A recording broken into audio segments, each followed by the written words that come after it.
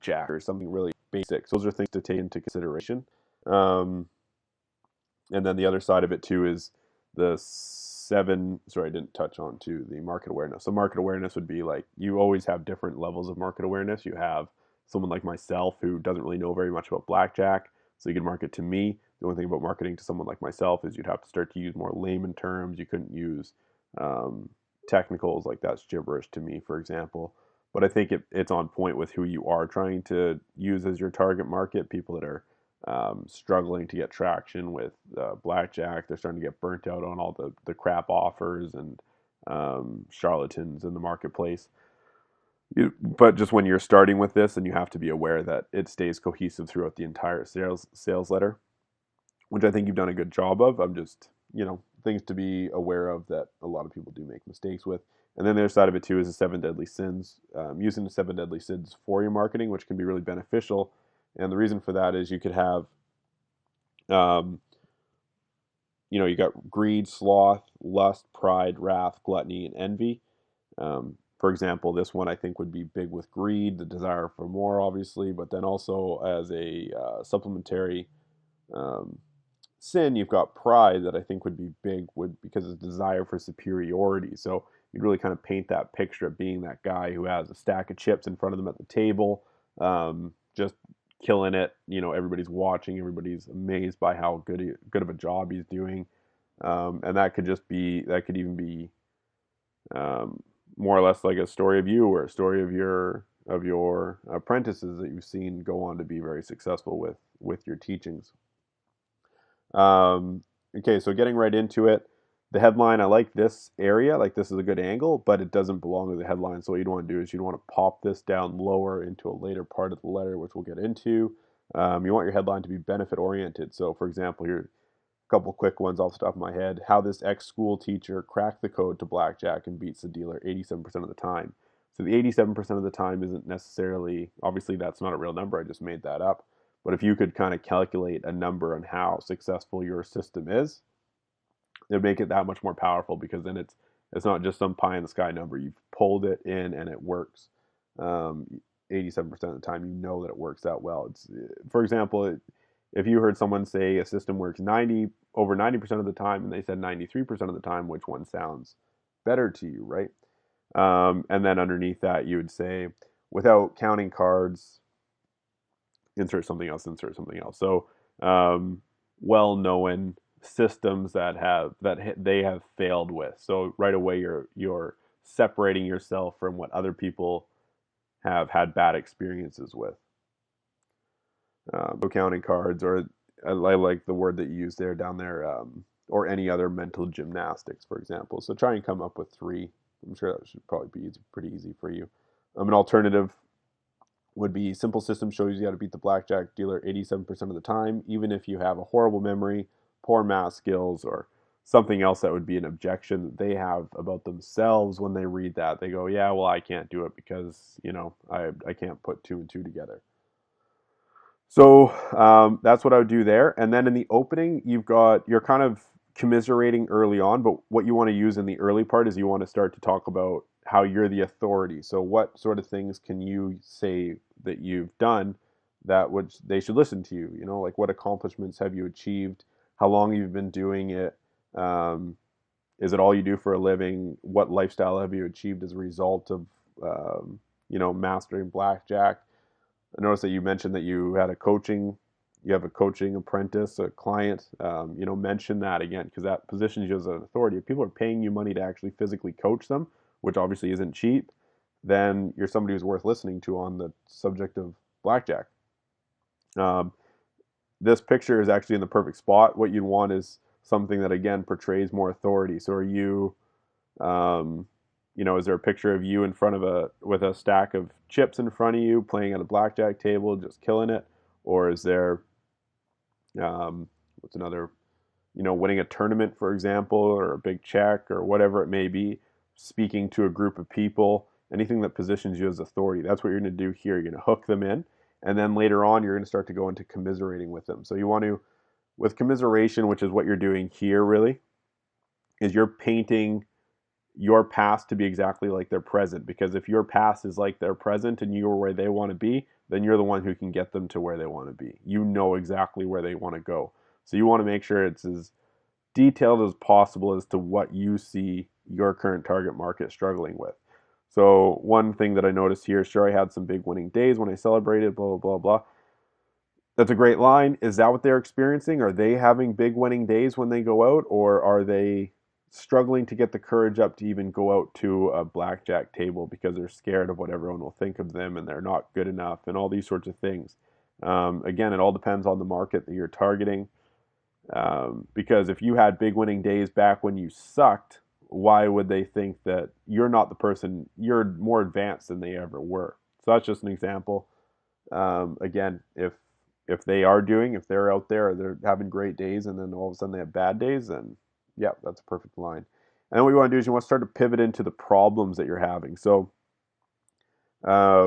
example would be I used to spend hours at a table amassing a pretty good stack of chips, only to be wiped out by a few bad hands. I imagine that would be something that people experience. So those sorts of things. So problems, physical problems that they actually had. So your commiseration is more emotional, that sort of thing. Problems are, real problems that you had, buying course after course after course, trying to find the answer, and you just couldn't find it. And it was so frustrating. You were lost, despair, all these sorts of things, right? Um, okay, and then we're going to pivot. So you have a good line down here that pivots. So one night I was lying in bed, blah, blah, blah. That's perfect. So the only thing that I would change on this is if you kind of change into the fact that maybe it happened a little bit more by luck, because you want to make them feel like they can do it. That you don't want to make it sound like you're some savant that kind of cracked the code in your while you're just lying in bed relaxing, right? Like you're this genius person. More of it is, could they have come up with it themselves if given enough time? You've just given them the shortcut. You haven't. It's just a really simple system that anybody can use, sort of idea. You don't want it to feel like it's above them. Um, So going through it, honestly, the copy is good. It's just kind of the where it is. You could have a different flow to it that I think would make it better. Also, these kind of interjections here, I kind of realized were subheads. I thought they were more like just fun facts that were optional reading. But I think if you structured them more just as a piece of the letter, they'll get read more. A good way to think of subheads is as you're scrolling through, is that the person is becoming increasingly uninterested, and then your subhead is to suck them back into the copy. Like they can't look away. You need to read it again, and they're just kind of scanning through the page. Something to consider. Okay, so then you want to start to go in and talk about why does your product work better. It's considered cheating, thinking, plan to think again. So these are problems. I've seen other simpler blackjack systems that use, and why are these strategies any better?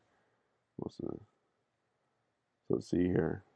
So you show that 80% of black are choppy. That is, so you're really painting the problems here for sure. If you flip a coin several times, streaks. One night I was lying in bed. What I would start to do is I'd start to pull in more bullets, like start to condense it a little bit and try and get the same amount or more punch in your bullets as you are in these long kind of paragraphs that you have going on. Um, Not to say that long copy doesn't work. Obviously, it does.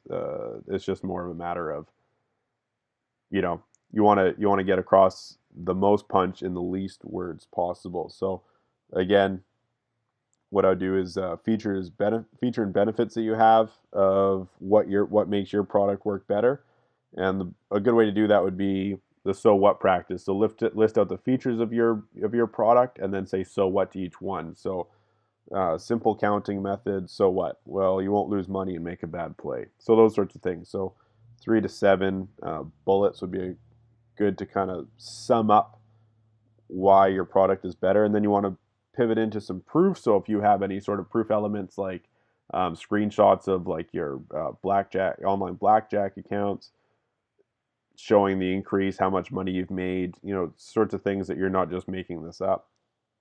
And then any testimonials that people have had working with you, like it doesn't maybe seem like you've sold that many products because you only had the one testimonial later on. But you can start to leverage, you have those coaching clients and what experiences they had, what testimonials can they give you. Ever since hiring you, they went from losing tens of thousands of dollars to being in the black within 2 weeks, for example. Um, and then in this area, my brainchild, okay, so it is clear. So this is good. He netted over 100K. So I like that. I would use that as a subhead. My friend netted over 150K using this system in just 1 week. Sure, we lost hands, but we came out consistently. My brainchild. So features and let's see here. My brainchild is most consistent process system. I was 2. I spent years developing, perfecting this unique approach, winning consistently at 21. Not stumbled upon this by chance. Meticulously.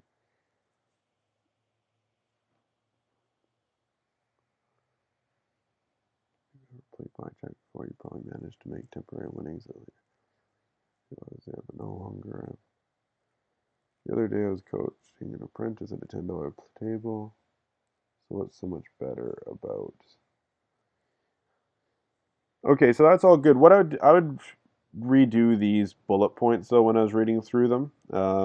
Again, just using the so what test. So what features and benefits does the product have, right? After you've introduced it, I think that that would be the best way because there are only a few rules to follow in the system, so you don't have to wear yourself out by concentrating. Like just tightening that up more would be a benefit. Um, and then start once you've introduced the product, you want to start to kind of increase the tension on how much they want it and how high the value of the product itself is. So um, tell them, okay, the value is really high, the price is going to be way lower than usual, and then start anchoring that against other things like courses with half this content have sold for double or even triple the price.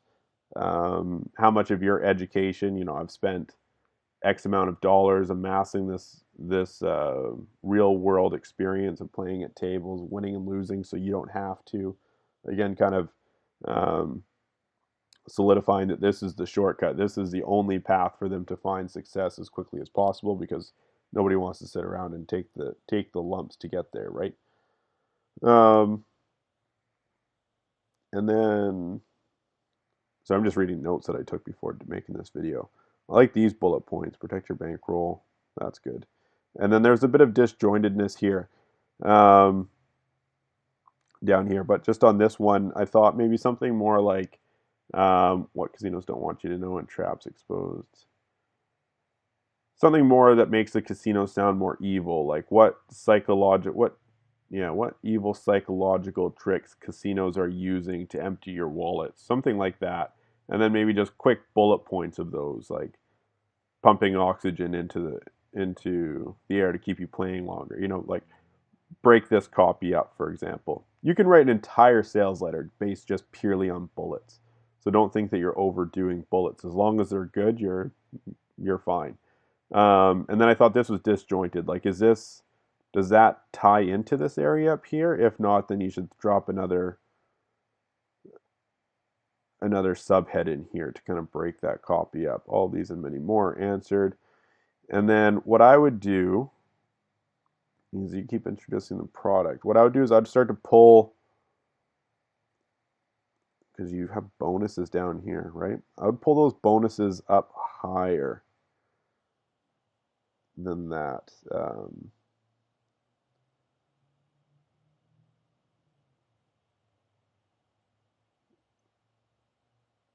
Yeah, just seeing what I did here. Yeah.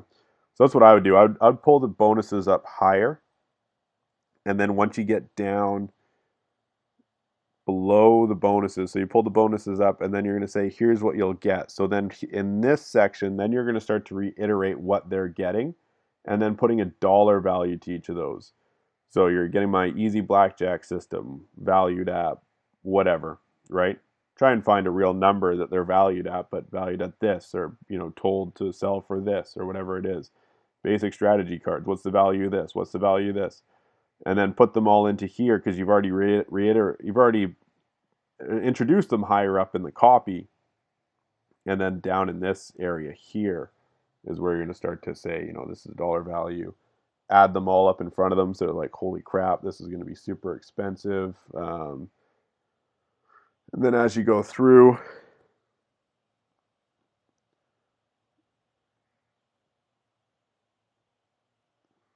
yeah, so then as you go through, then you're going to hit them and you're going to say, all of this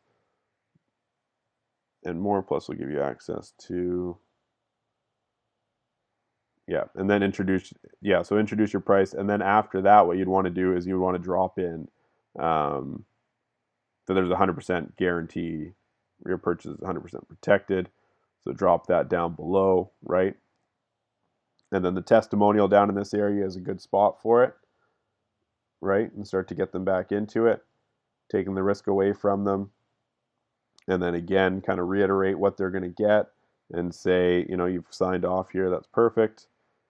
And then your PS, I truly want you to win, so I offer it to you right now at the rock bottom internet price. Remember, all this risk is on me and all the benefits on you. If it turns out you don't like, simply contact me and I'll promptly refund you in full. You pay only if you absolutely love it. I don't want any unhappy customers, but hurry to me. Which one is more valuable to you? Run out battery here. Heck, you're probably throwing away out a single hand or winning more. I'm sure the answer is the latter. Get more easy money. Yeah, I think that's good.